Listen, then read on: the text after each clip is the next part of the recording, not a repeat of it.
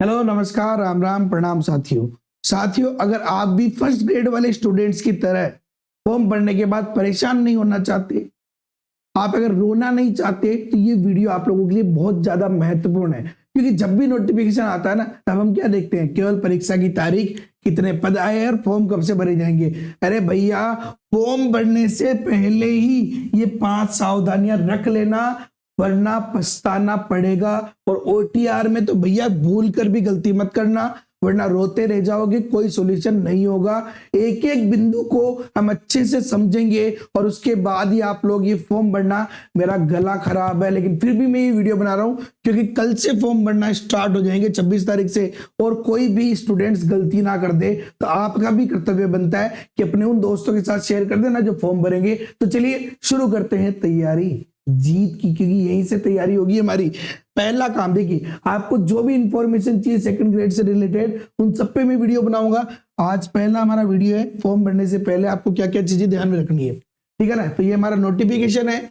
आवेदन की अवधि क्या है भैया, तो दिनांक 26/12/2024, 26 दिसंबर से 24 जनवरी तक फॉर्म भरे जाएंगे। लगभग 1 महीने का समय है, तो जल्दबाजी बिल्कुल भी ना करनी है ना।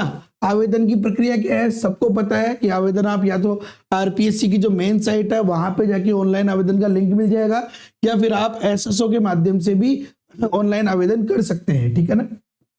आप अगर चाहे तो एसएसओ आईडी के माध्यम से भी ऑनलाइन आवेदन कर सकते हैं। आपको करना क्या पड़ेगा कि आपका जो एसएसओ आईडी है वहां से लॉगिन करना पड़ेगा, और सिटीजन ऐप के अंदर रिक्रूटमेंट पोर्टल के अंदर आपको 1 टाइम रजिस्ट्रेशन करना होगा, जो पहली बार फॉर्म भर रहे हैं, ठीक है ना। अब यहाँ पे एक चीज बहुत ज्यादा इंपॉर्टेंट है, देखिए बहुत ज्यादा महत्वपूर्ण, अच्छे से समझ लेना। प्रथम बार ओटीआर यानी 1 टाइम रजिस्ट्रेशन करने हेतु अभ्यर्थी के नाम, पिता के नाम, जन्म तिथि, लिंग, सेकेंडरी या समकक्ष परीक्षा एवं आधार कार्ड के विवरण का इंद्राज एवं डॉक्यूमेंट अपलोड करने अनिवार्य होंगे, ठीक है ना। 10th का सर्टिफिकेट और आधार कार्ड, ये दोनों डॉक्यूमेंट अपलोड होंगे और यहाँ पे ये सारी चीजें आएगी, ठीक है ना। इसके बाद ये क्या कह रहा है, जिन अभ्यर्थियों द्वारा पूर्व में ओटीआर किया जा चुका है वे अभ्यर्थी डायरेक्ट एसएसओ पोर्टल पे जाओ, लॉगिन करो सिटीजन ऐप के माध्यम से, और वहां से डायरेक्ट आप आवेदन कर सकते हैं। आपको फीस वापस देने की जरूरत नहीं है, ठीक है ना।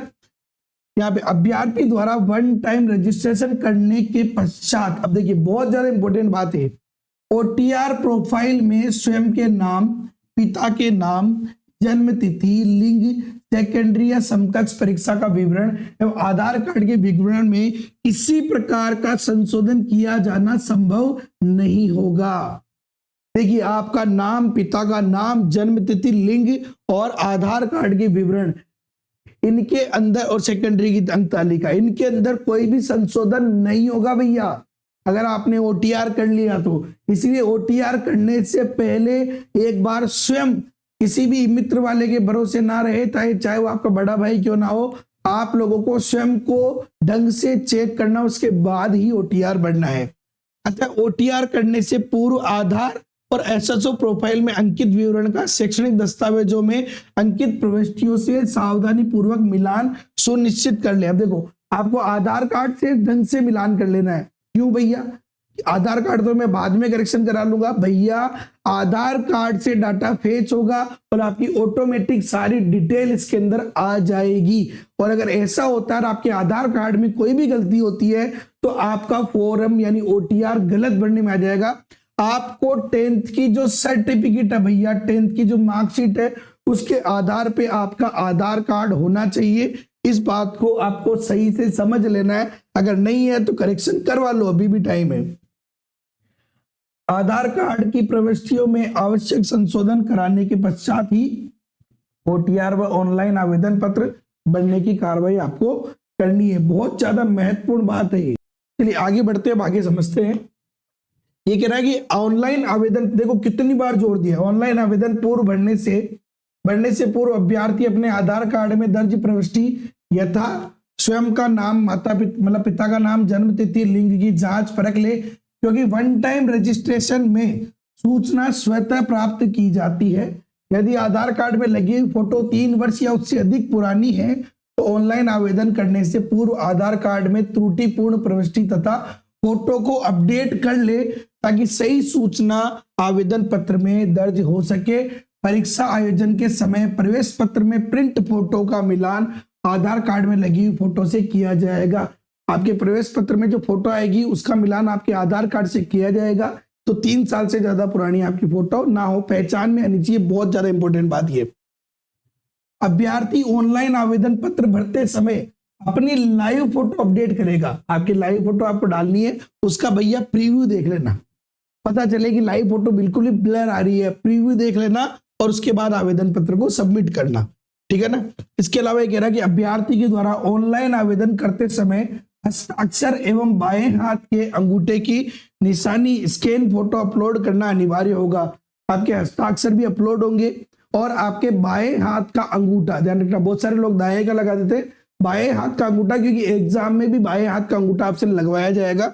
परीक्षा आयोजन के दौरान परीक्षा कक्ष में अभिजागर यानी इन्विजिलेटर के द्वारा उपस्थिति में अभ्यर्थी को उपस्थिति पत्र पर प्रत्यक्ष से अंगूठा निशानी लगाई जाएगी, पता चले कि जिसने फॉर्म दिया है उसी ने एग्जाम दिया। इसलिए अभ्यर्थी ऑनलाइन आवेदन अवधि के दौरान की दिनांकित, देखो बहुत ज्यादा इंपॉर्टेंट पॉइंट है, दिनांकित नवीन फोटो परीक्षा केंद्र में उपस्थिति पत्रक पर चस्पा करने तो साथ लेकर जाए।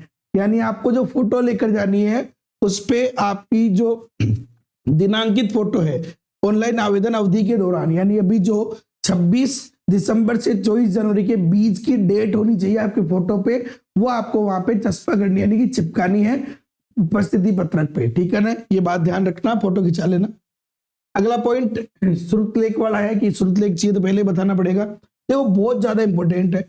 अभ्यर्थी आवेदन की अंतिम तिथि तक अर्जित की जा चुकी सभी शैक्षणिक योग्यताओं अनुभव का विवरण आवेदन पत्र में स्पष्टतः एवं आवश्यक तौर पे अंकित करें। आपको अंकित करना है। ऐसी पूर्व में अर्जित शैक्षणिक योग्यता अनुभव को आवेदन पत्र में अंकित नहीं किया गया है तो आवेदन की अंतिम तिथि के पश्चात ऐसी योग्यता या अनुभव विचारणीय नहीं होगा। केवल आवेदन की अंतिम तिथि के पश्चात अर्जित शैक्षणिक योग्यता या अनुभव ही बाद में जोड़े जा सकेंगे। जैसे बहुत सारे लोग अपेयरिंग में हैं, अपेयरिंग में तो उनका रिजल्ट आया ही नहीं तो वो क्या भरेंगे, वो अपेयरिंग कर देंगे। लेकिन आप अपेयरिंग नहीं हो तो आपको आपका पूरा डाटा भरना पड़ेगा, वरना वो बाद में मान्य नहीं होगा। इसके अलावा देखिए बहुत ज्यादा इंपॉर्टेंट और ये क्या बोल रहा है, ये कह रहा है कि ऑनलाइन आवेदन को ऑनलाइन करने के पश्चात आवेदन पत्र क्रमांक आपको आपके आवेदन पत्र क्रमांक आवश्यक रूप से प्राप्त होगा। यदि आवेदन पत्र क्रमांक अंकित या प्राप्त नहीं है, इसका मतलब यह है कि आपका फॉर्म नहीं भरा गया है। इसलिए आपको एप्लीकेशन नंबर जरूर देख लेने हैं कि भैया मेरे एप्लीकेशन नंबर आए या ना आए। उसके बाद बात करें किसी भी प्रकार की कोई समस्या होती है तो यही है। चलिए अगला है, आवेदक जिस श्रेणी के अंतर्गत आवेदन करने हेतु पात्र है आपको उसी श्रेणी में आवेदन करना है। गलत सूचना नहीं देनी है, वरना आप नियमानुसार कार्रवाई के लिए स्वतंत्र होंगे, नहीं बाहर हो जाएंगे, सिंपल सी बात है। इसके अलावा बहुत सारे लोग परेशान होते हैं जो कि आते हैं अन्य राज्य में। राजस्थान राज्य के, देखिए सिंपल सी बात, राजस्थान राज्य के अगर आप हैं तो पिछड़ा वर्ग, अति पिछड़ा वर्ग के क्रीमिलियर श्रेणी के आवेदक तथा राजस्थान राज्य से भिन्न राज्यों की अनुसूचित जाति, जनजाति, अन्य पिछड़ा वर्ग, अति पिछड़ा वर्ग, आर्थिक रूप से कमजोर, कोई से भी वर्ग में आते हो, आप सामान्य वर्ग के अंतर्गत ही आते हैं तो आपको जनरल कैटेगरी में ही फॉर्म भरना है, ठीक है ना। इसके अलावा बात करें हम, अभ्यर्थी ऑनलाइन आवेदन पत्र भरने के पश्चात आपको हार्ड कॉपी लेनी है, ठीक है ना। बाकी तो कोई इतनी इंपॉर्टेंट पॉइंट है नहीं है। इसके बाद बात करते हैं साथियों, बहुत ज्यादा महत्वपूर्ण ये पॉइंट है, ऑनलाइन आवेदन पत्र में संशोधन संबंधी सूचना। अब मान लो कि आपने फॉर्म भर दिया और आपसे गलती हो गई तो क्या होगा, इसीलिए बहुत ज्यादा मोस्ट इंपॉर्टेंट वीडियो अपने दोस्तों के साथ शेयर कर लेना आप लोग। अगर आपसे गलती हो गई तो क्या होगा, अभी यहाँ पे साफ साफ कहा गया है, ऑनलाइन आवेदन सबमिट किए जाने के पश्चात यदि आवेदक को किसी प्रकार की त्रुटि का पता लगता है तो आप अभ्यर्थी ऑनलाइन आवेदन में OTR प्रोफाइल में दिखाए स्वयं के नाम, पिता के नाम, जन्म तिथि, लिंग के अतिरिक्त अन्य त्रुटि संशोधन कर सकते हैं। यानी कि इनमें तो आपने अगर एक बार कर दी तो ये तो जहर का प्याला है भैया, एक बार पी लिया तो मरना ही पड़ेगा, ठीक है ना। तो कोई संशोधन फिर नहीं होगा। यदि बाद में आप करते रहोगे सर कोई संशोधन हो तो बताओ, प्लीज बताओ, मेल करो, ये करो, लेकिन साफ साफ लिखा नहीं होगा तो आपको ध्यान रखना है। यदि कोई अभ्यर्थी अपने ऑनलाइन आवेदन पत्र में संशोधन करना चाहता है तो कल से जब अपने एप्लीकेशन चालू हो जाएगा फॉर्म, उसी समय संशोधन का भी चालू हो जाएगा, एडिट का ऑप्शन, और फॉर्म भरने की लास्ट डेट के 10 दिन पश्चात तक भी ये रहेगा। और इसके लिए आपको 500 रुपए की शुल्क जो है अतिरिक्त जमा करानी पड़ेगी। और एक बार अगर ये खत्म हो गया संशोधन तो साथियों उसके बाद आपका ऑफलाइन संशोधन स्वीकार नहीं किया जाएगा। ये कह रहा है वन टाइम रजिस्ट्रेशन लागू किए जाने के कारण ऑनलाइन आवेदन में अभ्यर्थी के नाम, पिता के नाम, जन्म तिथि लिंग में किसी स्तर पर कोई संशोधन नहीं होगा। देखिए कितना जोर दिया जा रहा है इस पे। एक नोटिफिकेशन में ये बात 5वीं बार आ गई होगी और मैंने रेड लाइन पे इसलिए रखा है इसको कि भैया ओटीआर ढंग से करना, संशोधन नहीं होगा बाद में। चलिए इसके बाद हम बात करें साथियों, तो ये संशोधन का तो मैंने बताया कि 500 रुपए आपके लगेंगे, ठीक है ना। अब यहाँ पे एक बार ये पंजीयन शुल्क के बारे में बात करें तो आप किसी भी कैटेगरी में आते हैं, अगर आरक्षण वाली में तो आपके 400 रुपए लगेंगे, और अगर आप दिव्यांगजन में आते हैं तो 400 रुपए लगेंगे, और अगर आप जनरल कैटेगरी या फिर क्रीमिलियर में आते हैं तो आपके 600 रुपए लगेंगे। यहाँ पे एक और बात देखिए, अन्य राज्य के दिव्यांग कैटेगरी वाले बंदों के लिए ये बात है, वो भी पूछते रहते हैं। दिव्यांगजन के लिए राजस्थान राज्य से भिन्न अन्य राज्यों के चाहे अनुसूचित जाति यानी किसी की अभ्यर्थी में आप आते हो, सामान्य वर्ग का अभ्यर्थी माना जाएगा, तो ऐसे आवेदक को सामान्य वर्ग के अभ्यर्थी निर्धारित पंजीयन शुल्क देना होगा, ठीक है ना।